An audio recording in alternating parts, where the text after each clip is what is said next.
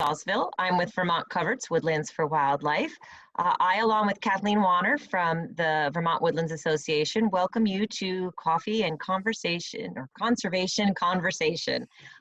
Today we're going to be featuring Steve Hagenbuch from Audubon Vermont, who's going to talk to us a little bit about birds. I ask that you all keep your microphones muted so that we don't have all the background noise. We have the chat box open and we can type your questions into there and I'll relay them to Steve and we can have a little conversation and questions and thoughts about birds. So I'm going to turn it over to Steve, who's going to tell you a little bit about himself and the programs that he works with at Audubon Vermont. And thank you all for joining us. Just to let you know, we do have a number of these kinds of programmings going on, and you can be alerted to them by signing up for the e-news for Vermont Coverts and Vermont Woodlands Association from our websites. We'll type those into the chat box. Also feel free to join and make donations in support of these kinds of efforts. We really love having you all on here today, and at this point, I'll turn it over to Steve. Great. Thank you, Lisa. Good morning, everyone. Great to have you here this morning. It's a beautiful day in Waterbury Center, Vermont, where I am coming from and seeing you from here this morning. And most importantly, I hope that you are all safe and healthy wherever you may be, maybe calling in from this morning. And thanks for taking the time to be with us. As Lisa said, I'm a conservation biologist and also a forester, a Vermont licensed forester with Audubon Vermont. And we are the state program of the National Audubon Society. Folks are familiar with Audubon as an organization. We're a bird conservation organization and more broadly, a conservation organization that uses birds to think about the landscape and what we do out there and how our actions as people sharing the landscape with those birds, what the implications are for birds and other wildlife.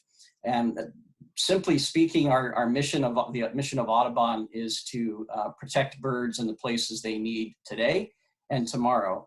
And ultimately, those are the same places that we need as people. So that's a little bit about the organization. I work specifically with all of our forest-based bird conservation programs. So I administer and manage and also in the field to help landowners, both private landowners and public land managers, to think about how do we bring bird habitat into our thoughts and our management and planning around the places that we take care of and that we steward, and have been doing that here at Audubon. I've been with Audubon for 21 years and focused on forest management type things, forest bird conservation for the last 15 of those years. So it's a great pleasure to be out in the woods every day, particularly in the summer, to meet with people, talk about birds, and kind of do what we're doing today. I'll say that this is, given the situation that we're in right now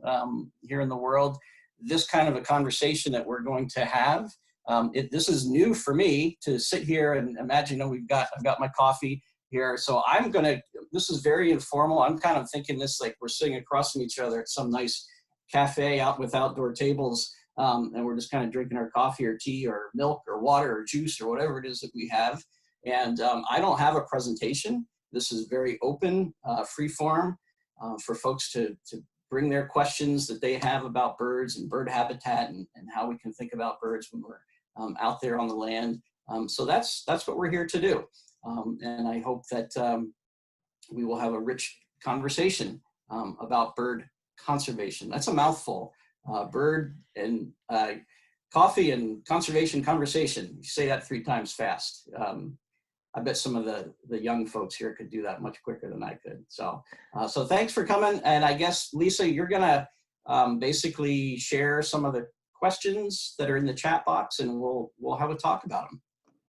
So while we're waiting for a few questions to pop in, Steve, can you tell me a little bit about what you're seeing, how this spring is going, what we should be thinking about as we are getting out into nature? Yeah, absolutely. With all of the things that are happening in the world right now and uncertain about what tomorrow might look like, I find personally that there's a lot of comfort in being out in the natural world, particularly here in the springtime, because things in the natural world are going along as they have been And that includes a lot of our migratory birds returning back here to Vermont, which will be there, for some of them will be where they are going to attempt to nest and raise the next generation of their species. Other birds that are moving into Vermont right now are just stopping over for a rest as they continue further north to wherever they might be going for their breeding territory. So here in the mid-May, we're kind of at that point where I would say migration has kicked off in high gear, but not necessarily high gear in terms of the number of birds that have been moving through just yet. So we've seen quite a few of the species that we're accustomed to, but it seems like the numbers of those birds are not up to what they might be for this time of year in mid-May. And I think one of the reasons for that is simply, I don't know, has anybody seen snow in the last couple of days? Right, so the weather has not been that great, and weather definitely has an influence and factors into when birds are moving, how far they're moving, things like that. So they're very, very reliant upon it. So that's the long part of it answering your question, Lisa. The short answer is, so where I am in Waterbury Center, I've been out to some of the forest around me because forest is near and dear to my heart. So I have seen and heard some of our common songbirds, things like ovenbirds, black-throated green warblers, black-throated blue warblers, birds that we tend to find, many of which will stay right here in the forest and will try to nest, and some of them are going to continue on further north. Here around where my house is, we live on an old 9-acre farmstead, so there's some open land. We have our phoebes, our eastern phoebes, which is a flycatcher. They were one of the earliest ones to arrive, and they say their name. They Phoebe, so we know that they're around.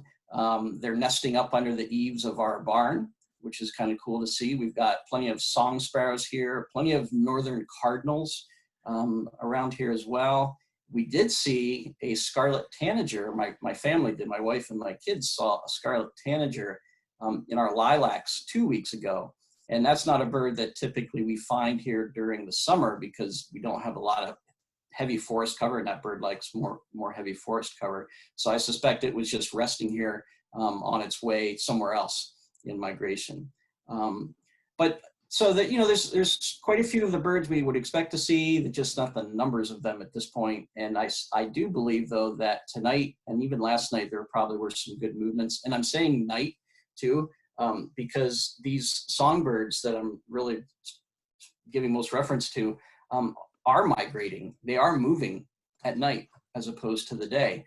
So if you think about, gee, I've never been outside on a nice spring morning and seen flocks of little songbirds moving through the sky. And that's because during the day, those birds are down on the ground, they're resting, they're moving around here and there looking for food. And then come a good favorable weather conditions at night, they will get up and continue their migration further north to wherever they might be going, which is different than hawks. We think about hawks and geese, things that we see during moving in the daytime. So the songbirds are a little different in terms of how they migrate and when they migrate. Great, thanks. Yeah, I've actually already seen a brood of geese here in the Champlain Valley. So they've already actually hatched some of their young already. So things are happening. Yeah. Let me relay a question here. So I'm going to kind of go with two questions. Before you answer, let me finish both. So Luna wants to know why the female red-breasted grosbeak is a feeder hog. And then someone else wanted to know about feeding birds. They said they feed birds all winter long, but they were told they shouldn't feed them other than hummingbirds right now. Should they be bringing their feeders in? Great questions. I'm going to start with the second one about bird feeding and when to feed. So bird feeding is a wonderful activity that has multiple benefits. One is that it allows us during the winter months to be able to see birds that happen to be overwintering here, or maybe even moved down south to Vermont from a more northern place for the winter, which that sometimes happens too. So it's a way for us to appreciate and see what birds happen to be in our area. Secondly, it does also provide important food resource benefits, obviously, to those birds that are looking for them.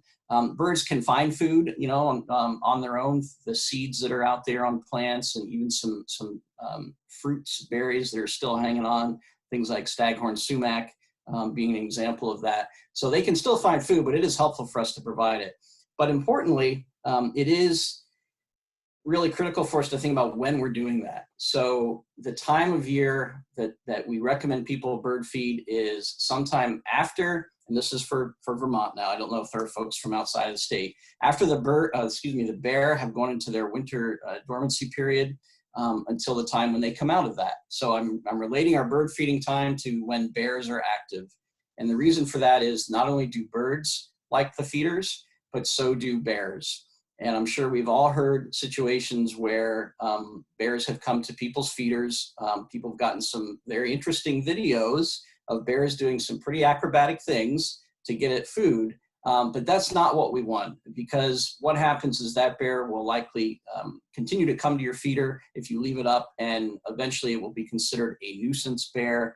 And then unfortunately, we sometimes have to, the Fish and Wildlife Department has to remedy that situation and move that bear out of there. So really, it's hard to give an exact timing, but from basically late November through the end of March is a good time to be thinking about. But when bears are either still out in the fall or coming out in the spring, we should be cognizant or aware of that and make sure that we take our feeders in once that starts happening, so that we minimize the negative unintended consequences of feeding bears as well as birds. On the question of the female rose-breasted grosbeak being a feeder hog, you know, I wouldn't necessarily say that that's something that's a given for female rose-breasted grosbeaks. You know, there are some birds I definitely know, like blue jays, that can come in and chase everybody else away and really seem to take over the feeders. And rose-breasted grosbeaks, the females, I don't know if there's any science behind showing that they can be aggressive to feeders or not. I haven't necessarily observed that myself. So you might just have one that is overly ambitious and feeling confident when she is at your feeder. But again, hopefully that is during the winter months and not now. Great, thanks so much. Tracy wants to know a little bit about forest management. She says, Steve, a lot of our land is even-aged forest and the understory is almost non-existent. I note a different set of birds now that our forest is maturing. I miss the thickets and understory. What's the best way to bring that back in a way that helps birds and other wildlife? That is an excellent question, Tracy. And I'm going to give you the answer that you're going to hate, but it's the answer I have to give in these situations, and I'll qualify that. The answer is it depends. The way to do that depends on a lot of things. It depends on how big of an area you're talking about. It depends on what types of trees are growing there and the quality of the wood. You know, are they nice and straight timber quality trees? Or are they not? So it also depends on whether you're thinking about, I'm gonna picture in my mind maybe what you are thinking about and describe it. It's a place where it might have been relatively open land with, you're standing there and it's nice and warm when the sun's shining and you get lots of really dense growth, saplings in particular that have come in there, tree saplings. And you probably heard birds like chestnut-sided warbler, maybe American redstart, things that look for that, what we call young forest, or another term is early successional habitat. So places where there's been some kind of a disturbance to the land. And by disturbance, I mean, maybe there was an ice storm that brought down the canopy trees, or a wind event, or maybe it's where there was a timber harvest at some point over a fairly large area of an acre or more. And then you get all this dense regrowth coming in, and you get a very specific bird community that needs that condition, that habitat condition that we call it, for its nesting habitat. And over time, so that's where this early successional part, this naming comes in, because forests are not static. They change over time. They grow, the trees grow bigger, they grow taller, and eventually they reach a point where they start to shade out all that low dense growth. And the chestnut-sided warbler says, hey, this isn't what I need, and it goes somewhere else. So if that's the kind of habitat you're inquiring about, one of the things you can do is you can go back into that same place, and you have to qualify this with, are you in Vermont's use value appraisal program or current use, and you have a management plan in place. So anything you do has to be consistent with that. If it's just a small patch around your house, you might go in and cut that back again and allow it to regrow, to maintain or bring back that early successional habitat. If you have more land, another option would be to go find a place where you've got some really low quality trees. Maybe it's an old field that grew up into some really gnarly looking white pine, and you might say, we're gonna cut this back and try to establish this habitat in a new spot.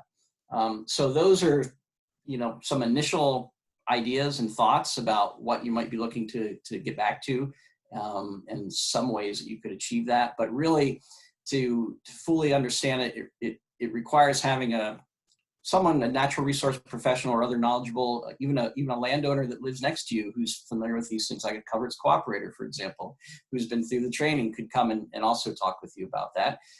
You can also reach out to me directly via phone or email, and we'll give you that information at the end, and we can talk through it as well. Sounds great. Patty wants to know, where do I start? What about, Birds 101? If I don't know anything, what do I do? Yeah, so Patty, there's a couple of great resources that are out there. There's actually one, and Kathleen and Lisa, you can make sure I get this right. It's My Vermont Woods. Our Vermont Woods, okay, which is put out by University of Vermont Extension and Forest Parks and Recreation and other partners. They have essentially a course, online course for backyard, for people who own smaller acreage, less than 20 acres, I think is the figure that they recommend it for. And there's a whole curriculum that you can get on there. And one of the topics I know is about Birding 101, because I recorded the webinar for it. So I know that's one of the classes that you can take, amongst others. There are also, depending on where you are, there are Audubon chapters around the state, which are volunteer groups that get together periodically, have meetings, have membership, and do a lot of great birding events, taking people out to local places to explore the birds that are around them. Very accessible for newcomers to join in and start to learn themselves. So really, I think the best place is to try to find someone who is willing to go out there with you and start to understand, based on the places you are, the habitats you're in, what birds are we finding here? Because being able to associate certain birds with certain habitats, I think, is a really great way to go about it. Because otherwise, there are like 260 birds that nest in Vermont, species of birds that nest in Vermont. So trying to identify that one that's singing over there can be very daunting, unless you're able to say, okay, well, I'm in a hayfield here, and I'm hearing a bird that almost sounds like R2-D2, the robot. And then you'll start to learn, well, in hayfields, there's a bird called the bobolink, and you look that up and you listen to it and you say, that's it. It sounds like R2-D2 to me. Well, it does to me. Maybe it doesn't to you. But that's certainly one way to do it. And even Audubon Vermont and our Green Mountain Audubon Center, which is our main office in Huntington, obviously not right now. We're not open and holding public events, but we do also, in addition to the Audubon chapters around the state, we host events as well to invite people to come out that are interested in learning more. Great. I'm going to read a question from Suri, one of the students on, and she wants to know, do birds eat other birds of their own species? Do birds eat other birds of their own species? I do not know the definitive answer to that, but I'm going to say that certainly in majority of cases they do not. I'm not going to say that it does not happen or that there are not certain species that may, but by and large, I'm not familiar with any birds that that do that sort of thing. And if they're, and I may also say, based on that response, which is a very unsatisfying response for me to not really know, but I'm going to just tell you that I don't know. If anybody does know, and you can type that into the chat box too, and we can have this be a conversation, certainly where other people are answering things too. That sounds great. While we look to see what happens there, Rick wants to know, are bird counts in the coffee lands of Mexico and Central America improving, or is sun coffee production expanding and continuing to decrease habitat? Yeah, great question. And this topic, the name of this conversation today being coffee and conservation, it wasn't intended to be all about coffee, but I'm glad you brought it up because that's something that is an important consideration. So quote unquote, our birds that we're seeing here right now, and actually up behind me, you'll see a poster that it's part of a program that we have here around maple syrup production and making sure that maple sugar bushes are managed in ways that not only produce sap, but also and provide bird habitat. But there's up in the top there, the reason I point it, Scarlet Tanager, is a bird that will come and nest here in our forest, but does spend the winter in places where there might be coffee forests and coffee plantations, along with wood thrush and many of our other birds.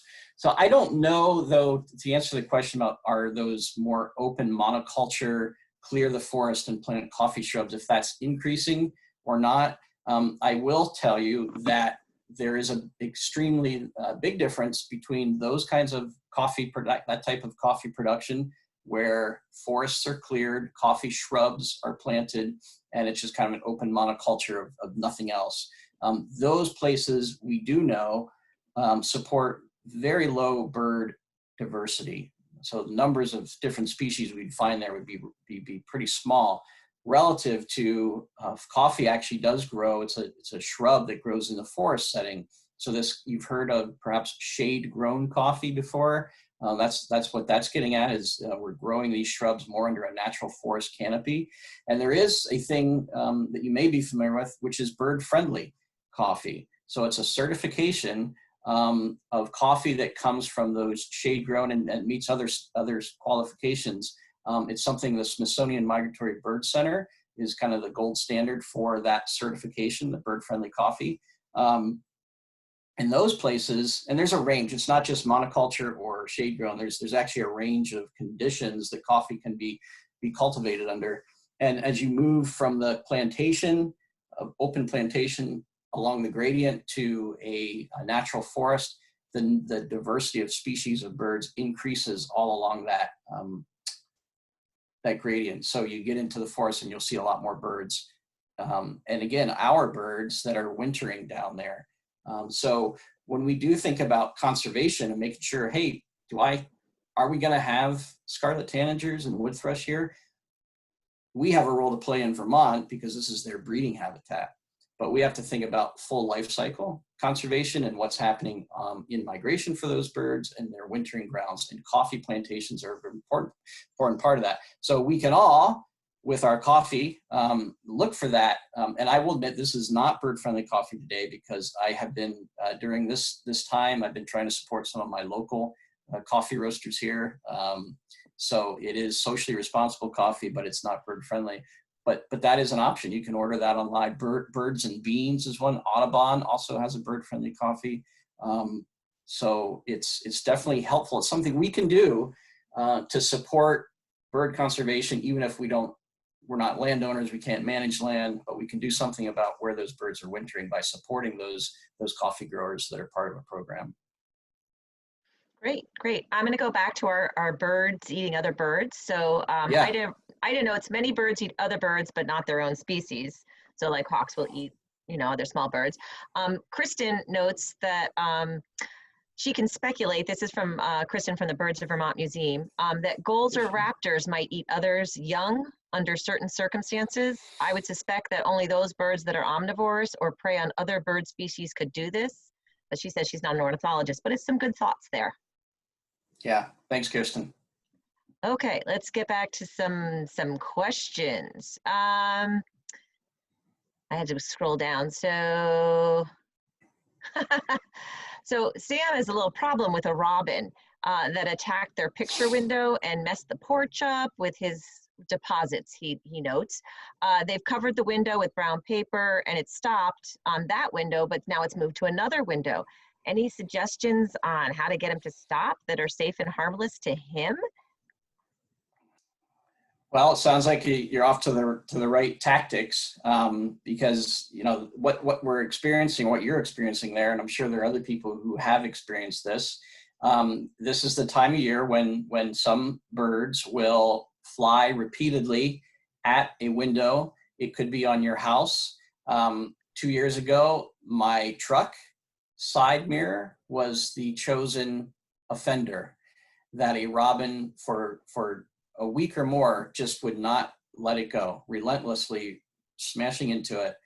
So what's happening is these are, most likely these are males of the species that they are trying to establish, or they have established their territory, their breeding territory, and they're trying to keep other birds of their species out of that territory. So that robin thinks there is another robin competitor that has come in and is trying to move it away by going at it. It just happens to be that it's seeing itself and going at itself against the window.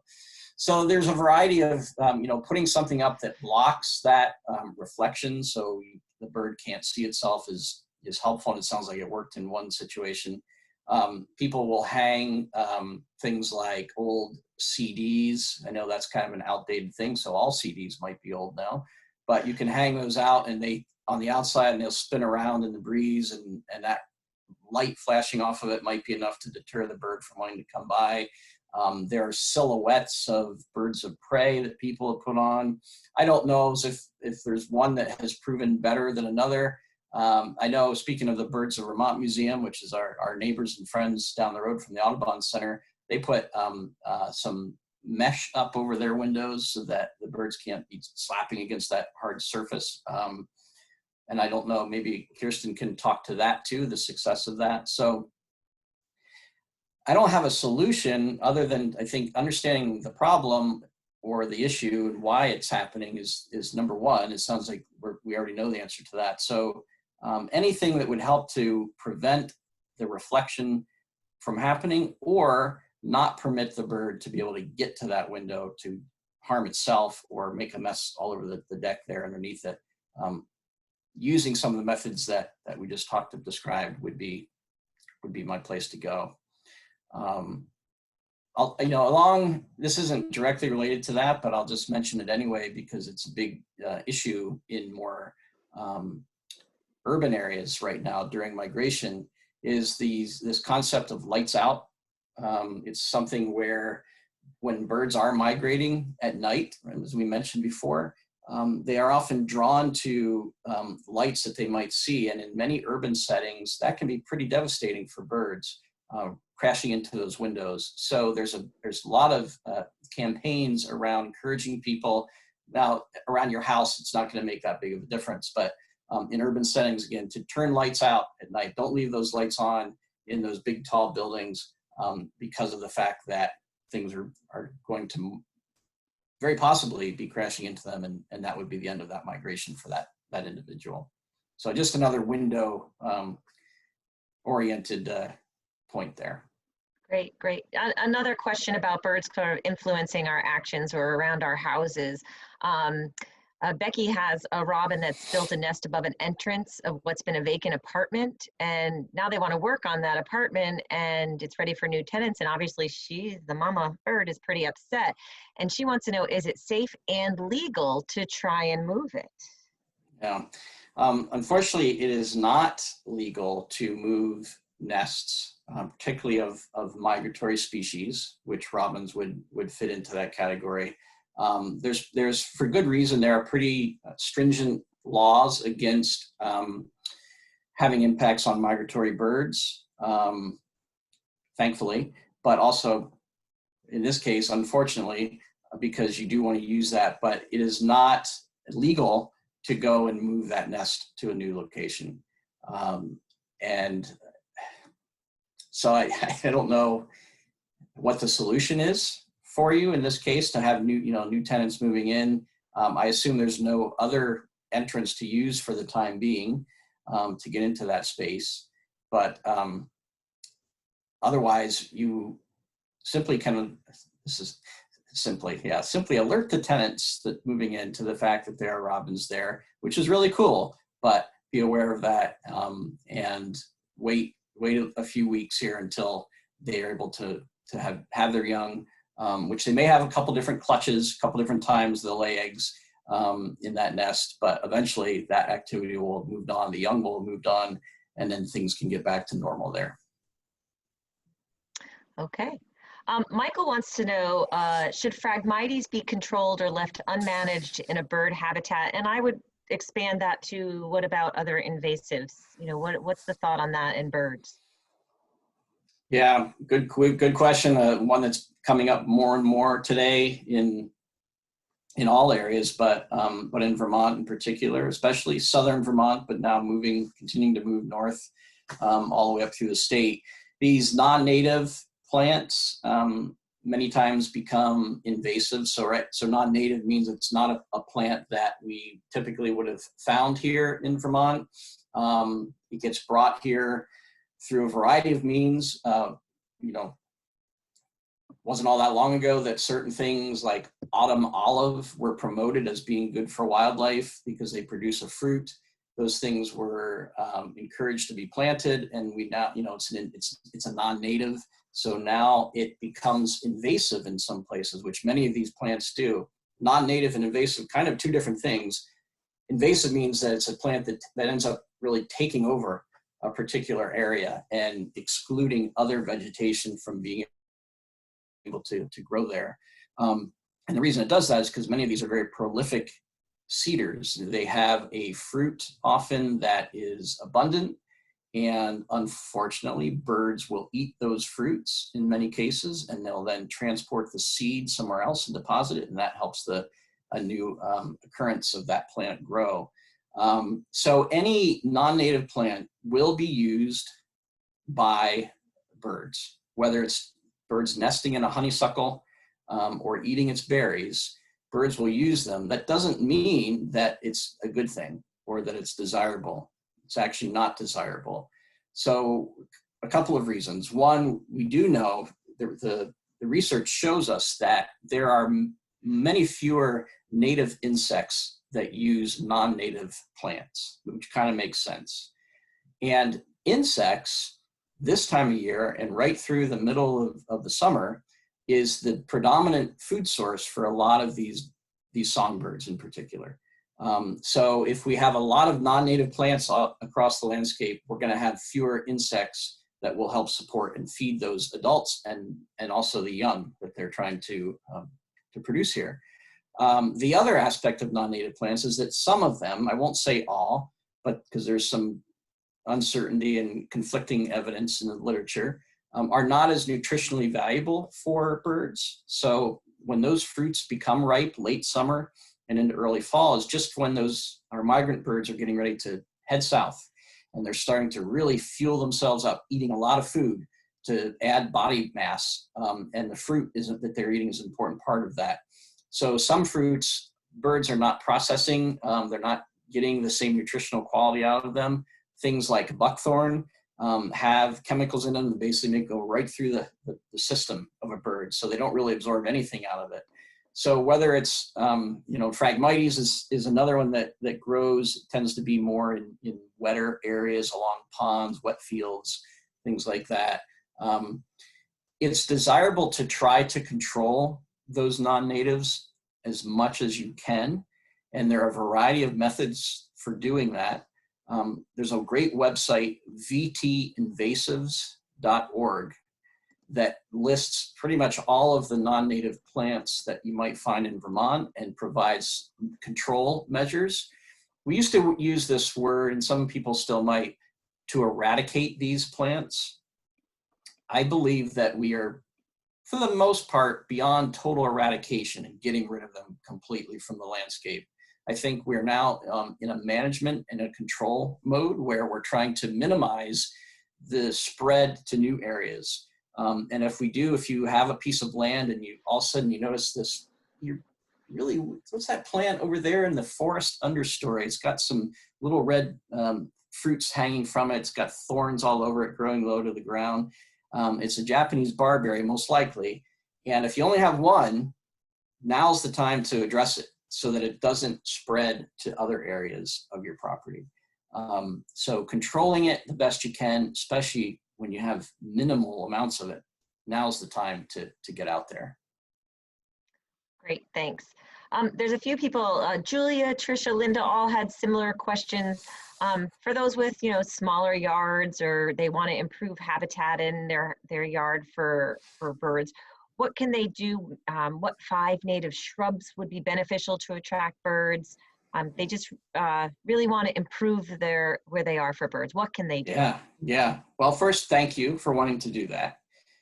Second, there's, and I'll get to some specifics here in just a moment, but I want to also point you to another resource online.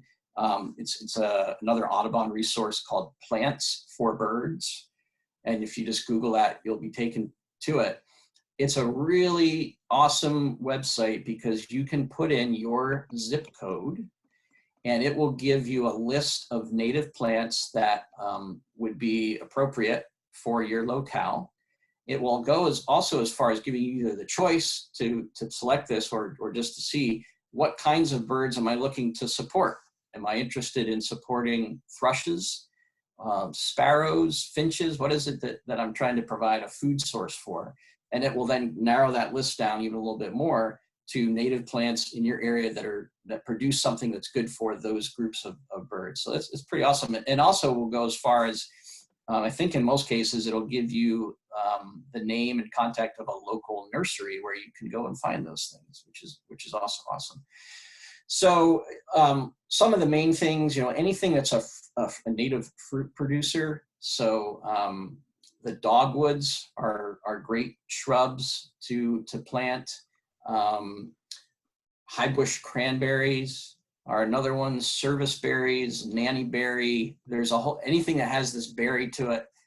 Even blueberries will be eaten.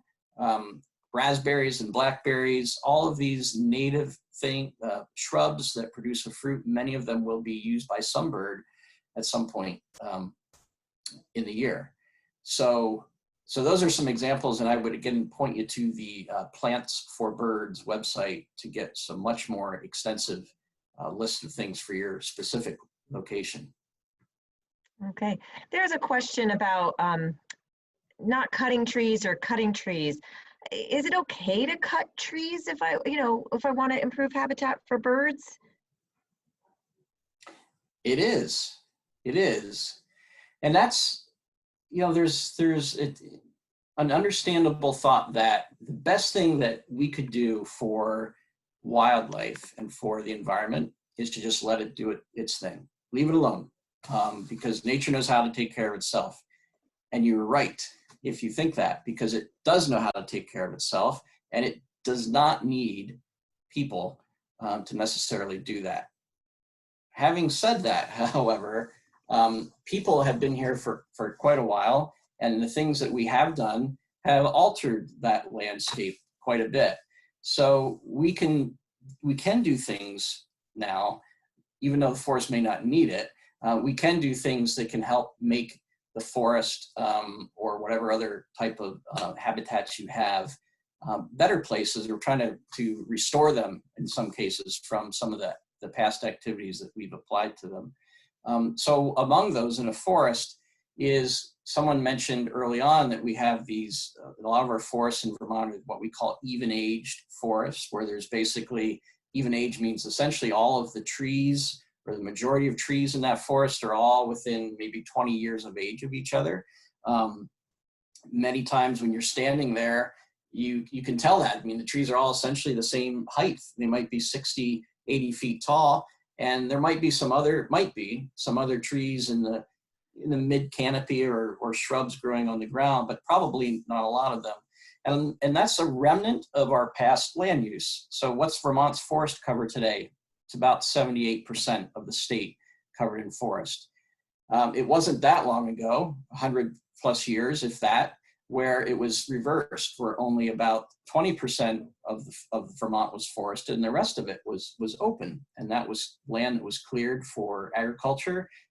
Many cases it was for sheep grazing. Sheep, at one point, sheep outnumbered people in Vermont. And when those farms were let go and those fields were left go from being pastured, they do what the land does in the New England. It turns back to forest. So that even age forest kind of came in, and in time, naturally, we'll see a change happen.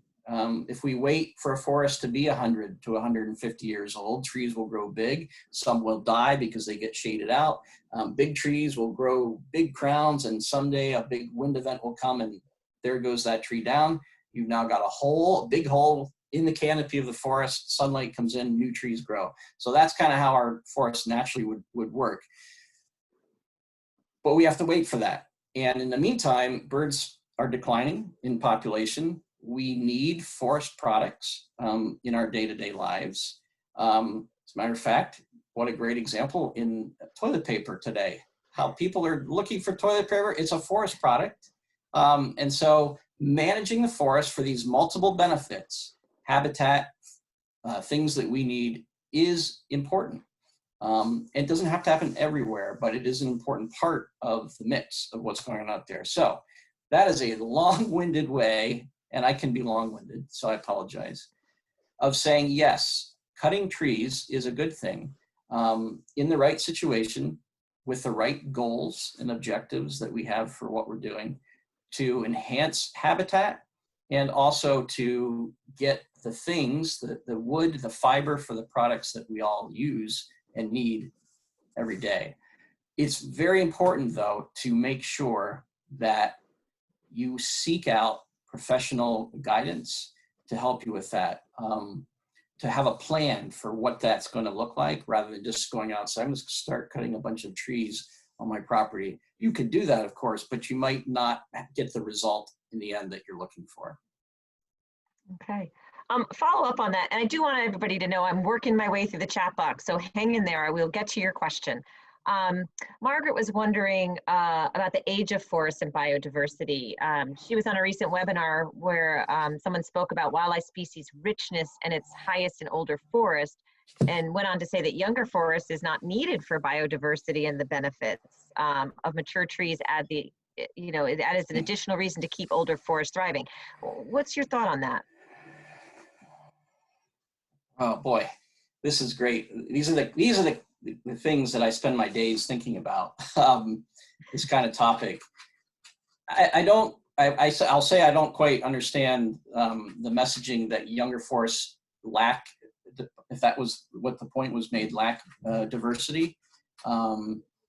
Because young forests often will have, and there's a lot of evidence, scientific evidence to show, have some of the highest diversity of many forest conditions that are out there.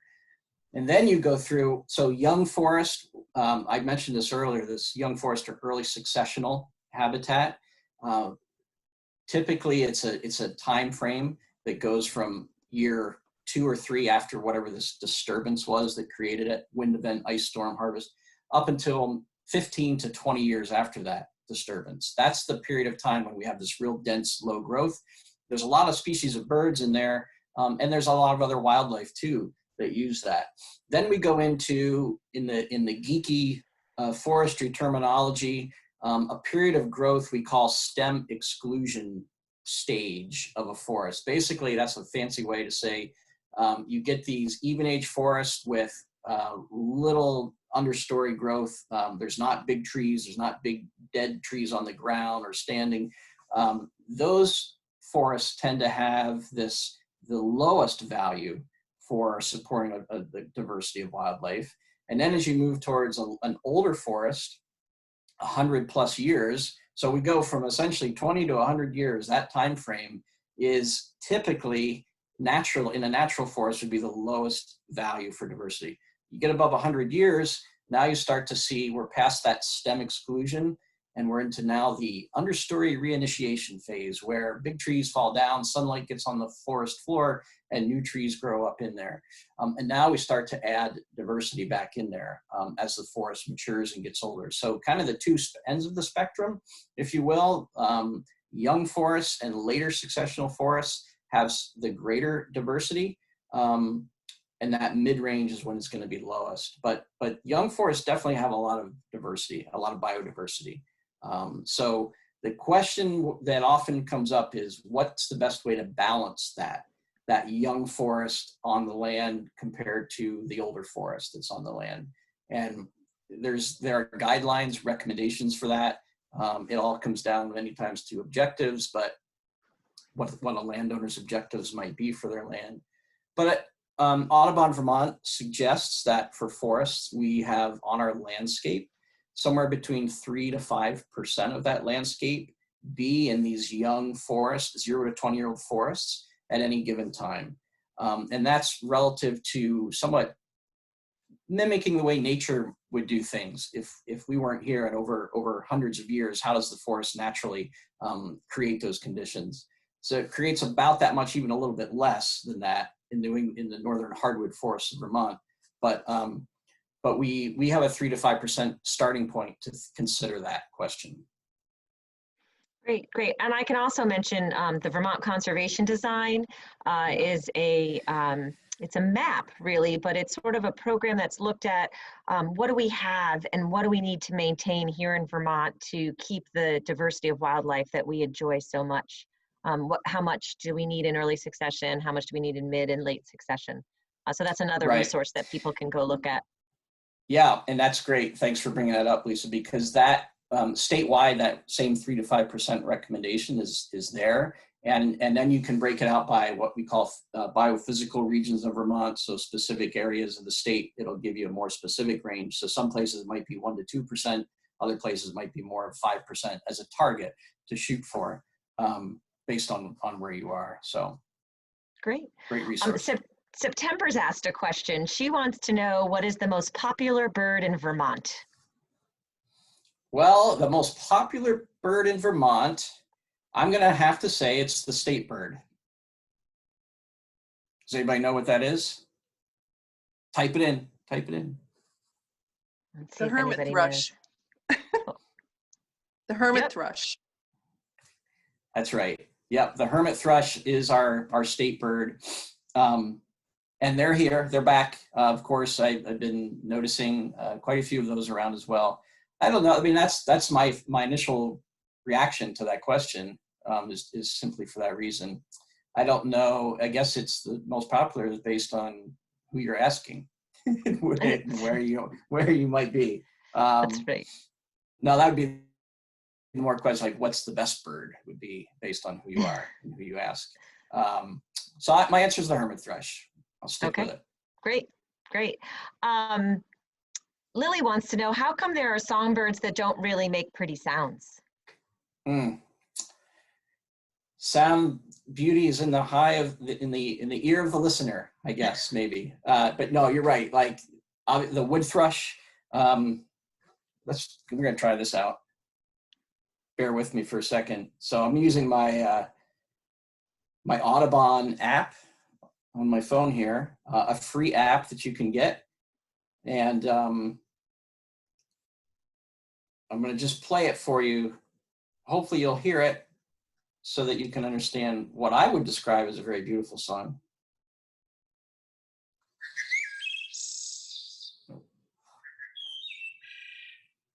You hear that?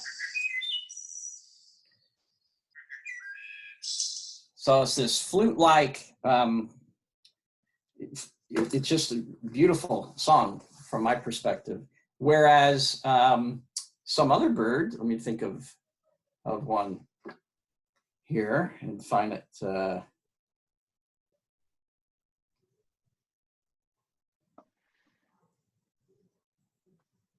don't know. I think this is kind of nice too, but.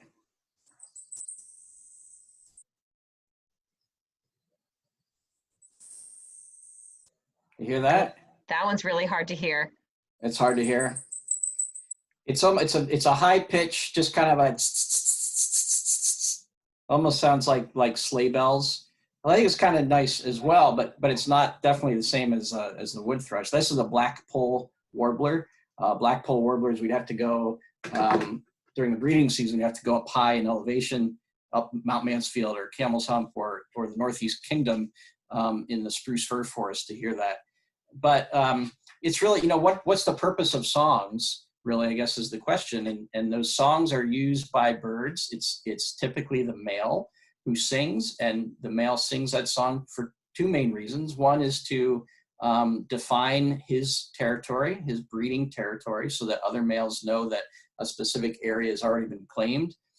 And the other is to attract a mate, to attract a female, hopefully for nesting with and producing young of their species. So it's simply a matter of, I should never say simply, because nothing's simple when it comes to this stuff. It's how we ascribe it. It's each species has its own unique song, and where that song, how it developed, I haven't the faintest idea. So why does the black-poll warbler just have that sound song, and the wood thrush is more flute-like and maybe more pleasant to listen to? I don't really have an answer to that, but it is certainly, there are extreme differences between different species and their songs, but they're doing it for that particular, those purposes of attracting mate and defining territories. Great. Holden wants to know why blue jays are bullies. Holden, why are blue jays bullies? They're just by nature a little bit more gregarious or aggressive and out to do what they need to do, I guess. They're I don't think that they're thinking themselves as bullies. They're simply making sure that they're able to get at the feeder to get the food that they want. So it may seem like they're bullyish to us from their perspective, and other birds who probably don't know the emotion or the action of bullying. It's more of, I'm doing what I need to do in order to survive. And that's what any of these birds are doing. They're out there, they're not thinking about how they may be affecting others. It's a survival thing. And all actions that birds and wildlife are doing are really typically around surviving and reproducing young and keeping their species going. Great. Samantha wants to know, will songbirds return to their nests? And I would say, in general, which birds, do some return to the nests and some don't? How does that work? Yeah. So birds typically do return to the same general location for nesting each year. So we know this through close to home example is at our Green Mountain Audubon Center. My colleague, Mark Labar, who some of you may have seen on TV and other places, he is a bird bander. So what that means is that he sets up these nets that they basically look like volleyball nets or badminton nets at certain places in the forest, but it's a very fine mesh to that net. And birds won't see them, and they'll fly into them, and then he can go around and collect them and bring them back and collect data, measure wing lengths and things like that, weigh them. And then each bird gets a little aluminum band, lightweight aluminum band attached to its leg with a unique number, identification number on it. And that will stay on there. And so then he releases them.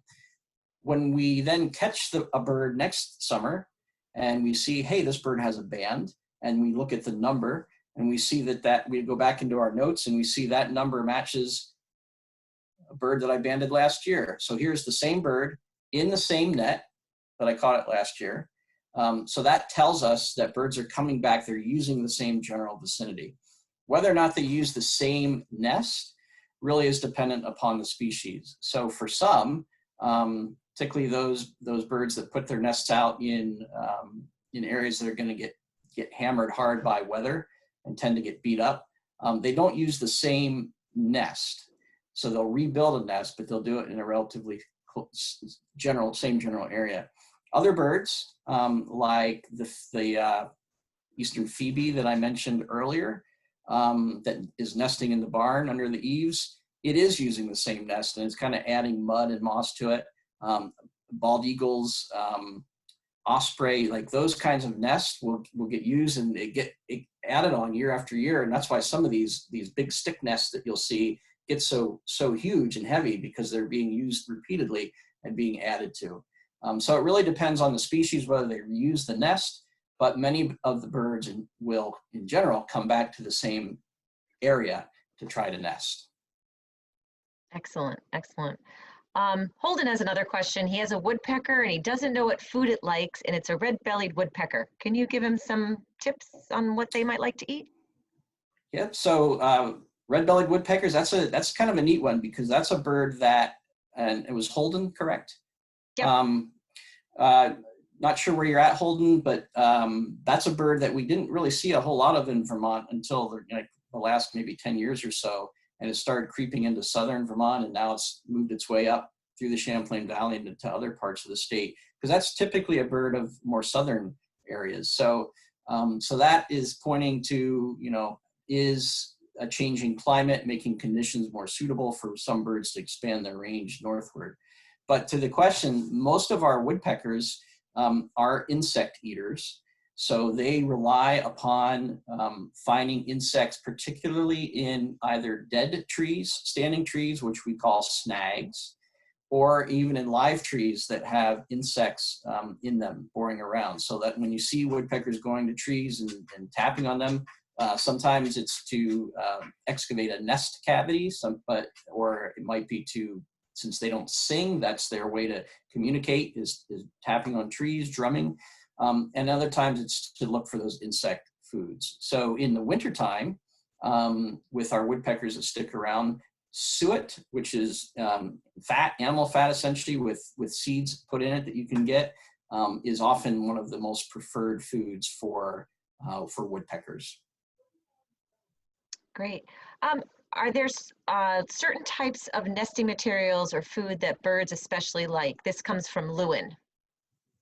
Lewin, certain nesting materials and foods. So remember, we mentioned a little bit ago that insects are a really important and critical food source for the majority of these birds. And that would be everything from the larvae or the caterpillars of moths and butterflies to mosquitoes and black flies. That's what our flycatchers like to go after. They fly out and grab those adult insects on the wing. But also spiders and ants, things that are down in the leaf litter on the ground in the forest floor. Of course, then birds of prey are feeding on small mammals, snakes, even songbirds. So there's a wide range of things, and then other birds really eat more exclusively seeds and berries. So it's a wide range of things that they'll feed on. It's really based on the species. In terms of nesting materials, birds use what they have in their area that they're trying to nest in. So they'll go out and search for those materials, and this too can range very widely. Sometimes when people brush their long-haired dog and throw that hair outside or fur outside, birds will use that to put in their nests. But grasses and sticks and mud, bits of yarn I've seen in nests that birds have found. It's not saying we should put that out there for them to use, but they'll use what they can find around them typically. And nests are vary widely too, based on the species, from essentially nothing for some of our ground nesting birds like a woodcock or a turkey. There's not much to the nest on the ground, whereas an oriole has a very elaborate hanging basket nest on the branch of a tree. So it ranges quite a bit. Great. Lisa, I noticed we're up against our 10 o'clock time. I want to ask one last question and then wrap up, because I think this is a really important question. It comes from Erica. Are cats as big a threat as folks are saying, or are they more scapegoats because they're easier to blame than looking at our practices / destruction? I know they're a threat, but how much are they really? Yeah, well, I can speak to the evidence that's out there, and the American Bird Conservancy, I think, is one of the groups that has done a lot of research on this, and their estimates are that 2.2, oh gosh, now it's either, I think it's billion, or maybe it's million. There's obviously a wide difference there. But nonetheless, it's a large number of birds are taken by outdoor cats, and that's not just feral or wild cats. It's also our pets that are outside. So it is a real issue. And I don't think that that they're just scapegoats for other things. I mean, there's so many things going on, that many of which are related to humans, that are influencing the ability of birds to persist on the landscape. But cats is certainly among them, among the things that are out there. And, you know, it's hard to think that your pet would be doing that. But if it is out there and it's roaming around freely, especially if it doesn't have anything on it to help alert its presence to birds, there are some great collars that have been developed that have been shown to actually do a good job. And one of them is produced locally right here. I believe it's in Duxbury. The Bird Be Safe collar. This is not an infomercial for Bird Be Safe, but I know that it's something that's proven itself. It's brightly colored, it has bells on it, and has worked. So it's an important question. It's an important thing to consider, that in fact, yes, cats are part of the problem. Are Great, they the biggest problem? I don't know that. Some would say yes. I won't go that far. Okay, great. Thanks, Steve. There are still more questions in the chat box. I'm going to put your email in there, and people can email you a few questions if they have further questions that aren't answered. And I'll let you give a quick wrap up. Yeah. And then we'll say goodbye to everybody. It's been great, but let Steve wrap it up. And yeah, thanks, Lisa, and thank you all for joining. It's been great. There's been a lot of folks here. Really appreciate that. Hopefully answered a lot of the questions that we had. I just want to put in one announcement for Audubon. We are getting into, this is the time of year when we typically do our biggest fundraiser called Birdathon, which is when the staff would typically get together and spend a full day out birding. We typically would do this at our Green Mountain Audubon Center, and then get on bikes and travel through Huntington and Richmond, recording every bird that we see and or hear. And we get people to sponsor us to help fund our programs that we offer to Vermonters on education, conservation, and the public policy work that we do. This year, things are obviously a little different. We're inviting all of you to virtually join us in birding, and to join a team. One of the Audubon staff or board members join their team and go out. It's going to be during the period of, May 16th, so this coming Saturday through the 25th. Go out for 24 hours, not continual, but 24 hours during that time, piece together those hours, and record everything that you observed and share that with us online. And if you are in a place where you can and you see fit to also help support us financially, especially during this time, we would appreciate that as well. The place to find that, simply go to Google Audubon Vermont Birdathon 2020, and you'll find a link to that page. So I just wanted to kind of put that in there for folks that would be interested in either join us for birding, join my team. My team is we try to come up with creative names. So the Yellow-Bellied (maple) sapsuckers. And I put the maple in there because I'm a maple producer, make maple syrup. So sapsuckers draw sap from trees, and so do I for making maple syrup. So join the Yellow-Bellied maple sapsuckers and get out there and bird and see what you find. And that, in the end, is really the best thing we can do, and have fun with it.